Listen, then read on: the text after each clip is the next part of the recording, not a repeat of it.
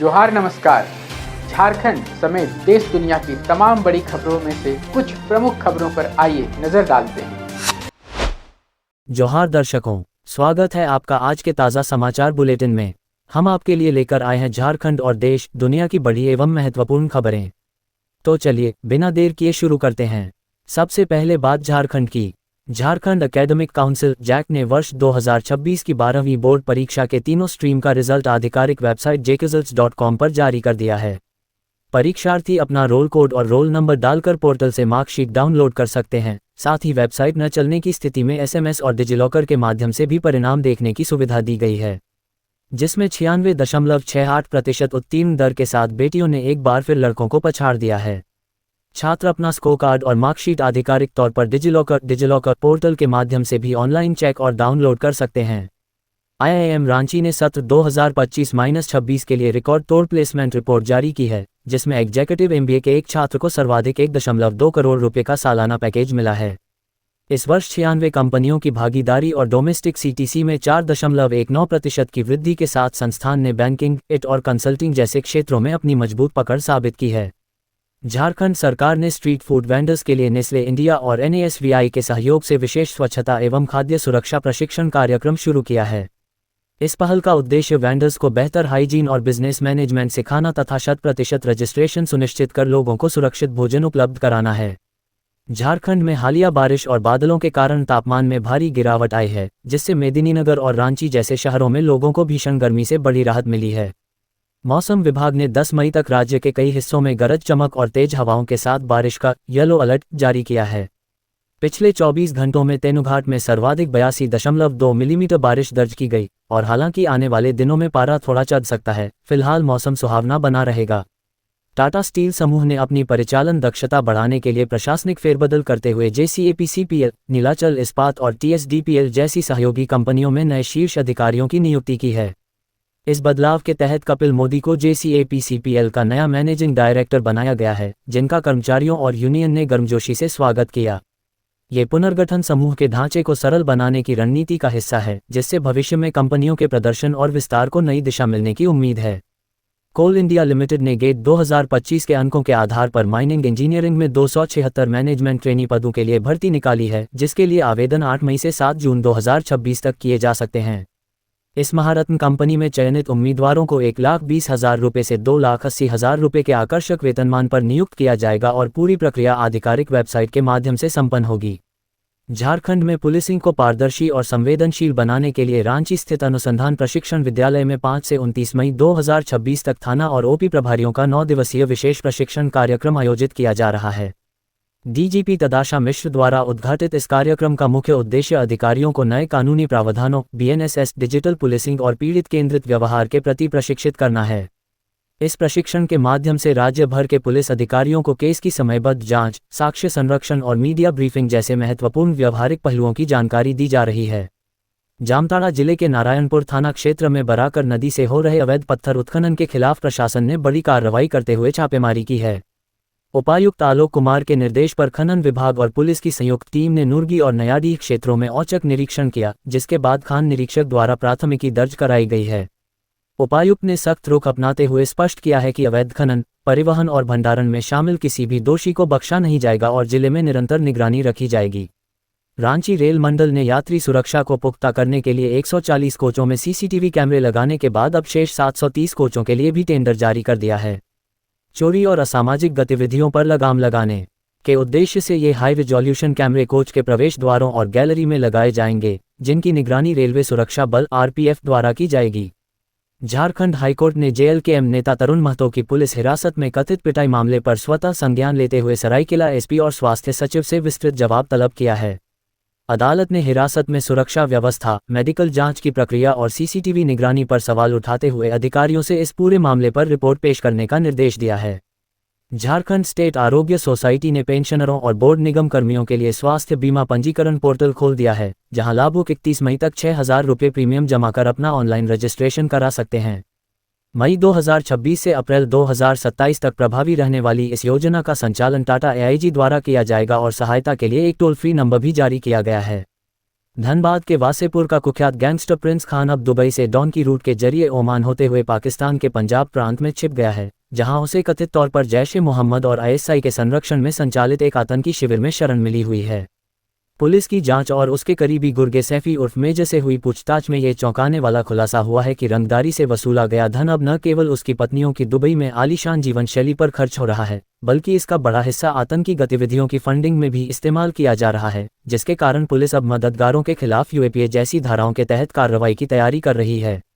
Tender commission घोटाले के आरोपी नीरज मित्तल की याचिका पर झारखंड हाईकोर्ट ने दोनों पक्षों की दलीलें सुनने के बाद अपना फैसला सुरक्षित रख लिया है। याचिकाकर्ता ने जहां खुद को निर्दोष बताते हुए राहत की मांग की है, वहीं सरकारी पक्ष ने मामले को गंभीर वित्तीय अनियमितता बताते हुए जांच जारी होने की दलील दी है। जामताड़ा एक्साइज सिपाही भर्ती परीक्षा पेपर लीक मामले के आरोपी की जमानत याचिका पर अदालत ने दोनों पक्षों की दलीलें सुनने के बाद अपना फैसला सुरक्षित रख लिया है। बचाव पक्ष ने जहां खुद को बेगुनाह बताया, वहीं अभियोजन पक्ष ने जांच के शुरुआती चरण और मामले की गंभीरता का हवाला देते हुए जमानत का कड़ा विरोध किया है। झारखंड के सरायकेला जिले के तिरुलडीह और सपारूम गांव के जंगल में एक जंगली हाथी का शव मिला है, जिसकी मौत की शुरुआती आशंका हाई वोल्टेज बिजली के तारों की चपेट में आने से जताई जा रही है। वन विभाग ने शव को पोस्टमार्टम के लिए भेज दिया है और डीएफओ सबा आलम अंसारी ने स्पष्ट किया है कि जांच में लापरवाही पाए जाने पर दोषियों के खिलाफ सख्त कार्रवाई की जाएगी।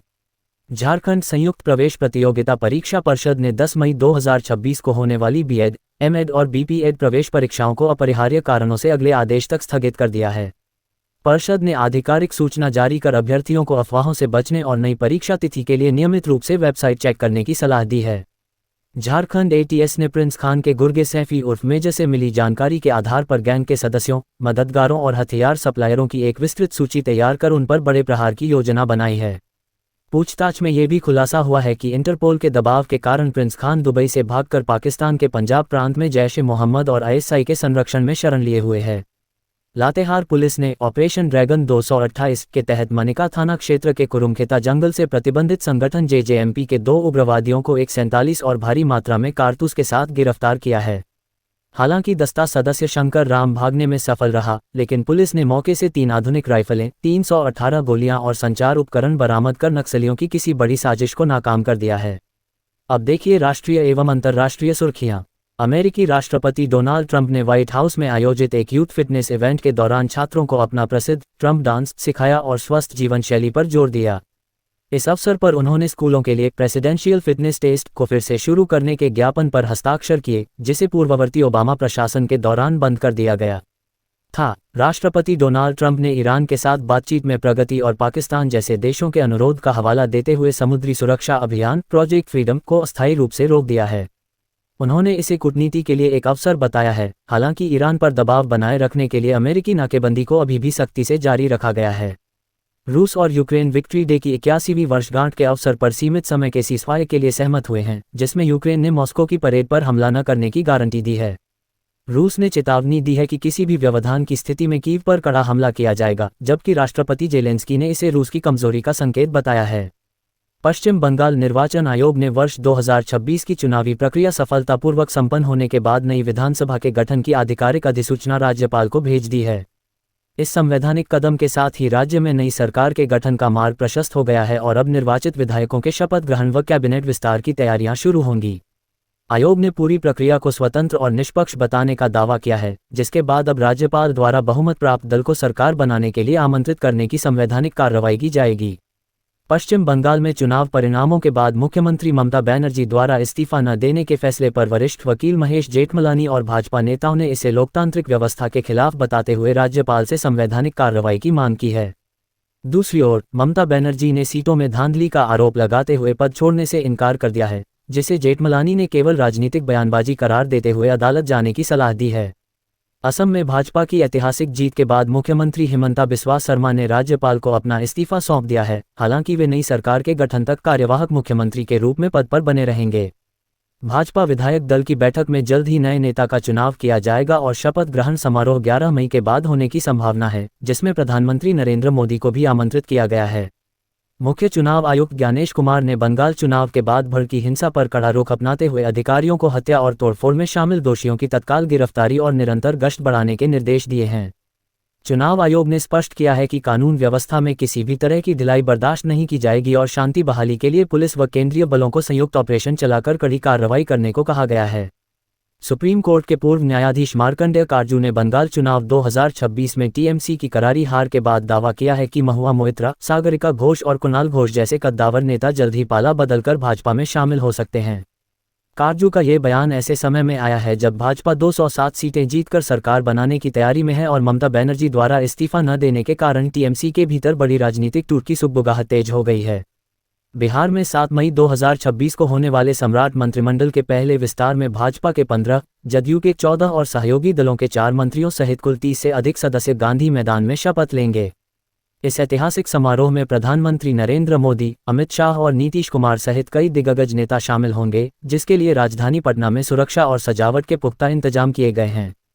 कांग्रेस ने अभिनेता विजय की पार्टी टीवीके को समर्थन देकर तमिलनाडु में सरकार बनाने का रास्ता साफ कर दिया है और डीएमके के साथ अपना 11 साल पुराना गठबंधन आधिकारिक तौर पर समाप्त कर लिया है। इस फैसले से नाराज डीएमके ने इसे विश्वासघात बताया है, जिससे विपक्षी इंडिया गठबंधन की एकजुटता पर भी गंभीर सवाल खड़े हो गए हैं। सरकार ने प्रसार भारती के पूर्व सीईओ शशि शेखर वेम्पति को केंद्रीय फिल्म प्रमाणन बोर्ड (सीबीएफसी) का नया अध्यक्ष नियुक्त किया है, जो इस पद पर प्रसून जोशी का स्थान लेंगे। आईआईटी मुंबई के पूर्व छात्र वेम्पति अब सूचना एवं प्रसारण मंत्रालय के अधीन इस वैधानिक निकाय का नेतृत्व करेंगे, जो फिल्मों के सार्वजनिक प्रदर्शन और प्रमाणन को विनियमित करता है। ये थी आज की बड़ी खबरें। अगर आप ऐसे ही अपडेट्स पाना चाहते हैं तो हमारे यूट्यूब चैनल को सब्सक्राइब करें, फेसबुक पेज को लाइक करें और इस वीडियो को लाइक एवं शेयर जरूर करें। फिर मिलेंगे अगले बुलेटिन में, तब तक के लिए जोहार और नमस्ते। कैसी लगी आपको हमारी ये खबर, ये हमें कमेंट बॉक्स में लिखकर ज़रूर से बताएं और ऐसे ही नवीनतम ताज़ा अपडेट्स, खास खबरों से रूबरू बने रहने के लिए बने रहें हमारे संग। कैमरा के पीछे से मेरा सहयोग कर रहे अजय महतो, आनंद चौहान के साथ मैं यजत पिंटू रांची।